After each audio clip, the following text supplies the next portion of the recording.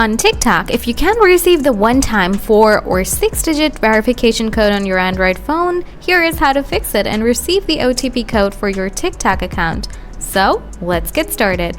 Solution 1. Open Setting. Scroll down. Tap Privacy and Protection. Tap Location. Find out TikTok app. Choose Always Allow. Also make sure to enable location service on your Android device. Solution 2. Remove software bugs. Tap and hold the app. Tap App Info. Scroll down. Tap Clear Data. Tap Clear All Data. Solution 3. Fix your network connectivity. Open Setting.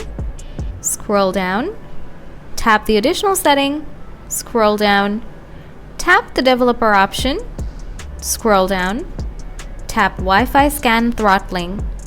Scroll down a little. Toggle on Always Mobile Data on.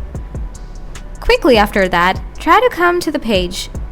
Double check that you entered the correct phone number, ensure you've entered the correct country code and phone number, and haven't accidentally added any extra digits. Wait a few minutes. Sometimes there can be a delay in receiving the OTP, so it's worth waiting a few minutes to see if it arrives.